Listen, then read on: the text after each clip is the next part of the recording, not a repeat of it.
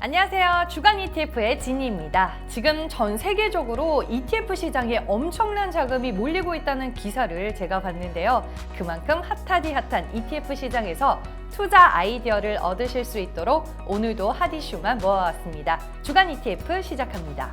코덱스 소식부터 전해드릴게요. 지난 9월 말에 첫 선을 보인 코덱스 유럽 탄소 배출권 선물 IC 순자산 총액이 500억 원을 돌파했습니다. 최근에 천연가스 가격의 상승과 전 세계적으로 환경 정책을 강화하는 움직임이 나타나면서 탄소 배출권 가격이 상승했는데요. 탄소 배출권은 원자재처럼 수급으로 가격이 결정되는 기초자산이다 보니 천연가스 가격이 올라가자 탄소에 대한 수요가 늘어나면서 이에 따라 탄소 배출권을 찾는 수요가 많아졌습니다.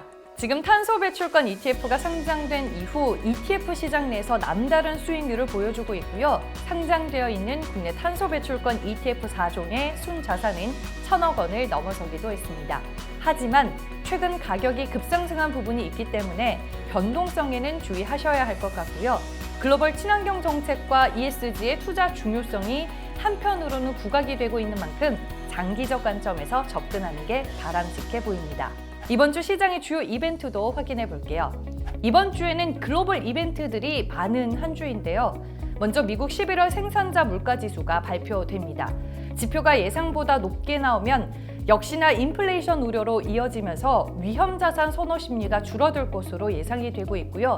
한국 시간으로 목요일인 16일에는 미국의 올해 마지막 FOMC와 ECB 통화정책회의가 동시에 진행됩니다. 이번 제롬 파월 미 연준 의장의 기자회견은 연준의 긴축적인 통화 정책을 재확인하는 자리가 될 텐데요.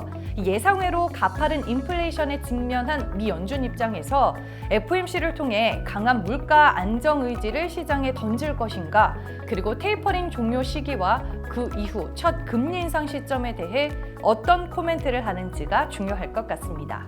다음은 코덱스 상품 소개입니다.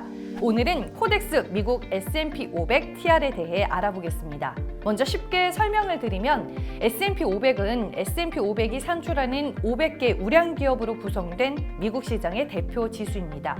주로 IT, 헬스케어, 소비재, 금융, 커뮤니케이션 서비스 등의 섹터로 구성이 되어 있습니다.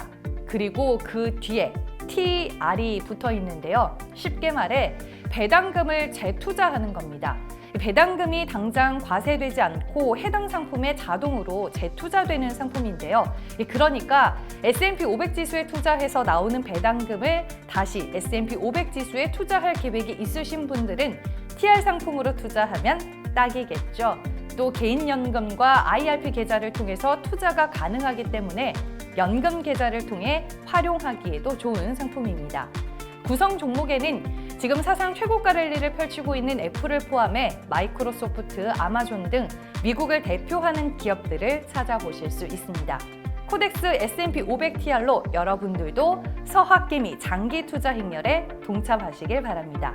이어서 지난주 시장 흐름 체크해 볼게요.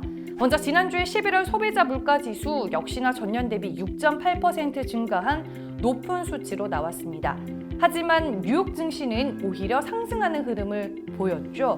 왜 그런고 하니 인플레이션 수치가 시장이 예상했던 수준이었고 물가 상승이 여전히 높긴 하지만 정점을 찍었을 수도 있다고 시장은 인식한 듯합니다. 연말에 여기에서 더 오르는지 아니면 원자재 가격이 안정화되는지 등의 흐름을 지켜봐야겠네요.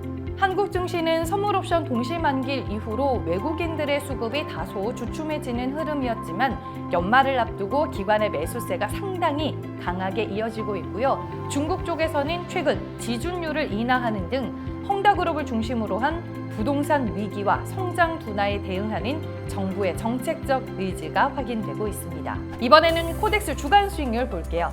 1위에는 오랜만에 코덱스 바이오가 올라왔습니다. 최근 국내 증시는 순환매 장세 속에 오랜 시간 빈집이었던 제약바이오 쪽으로 지난주에 수급이 몰리는 모습이었습니다.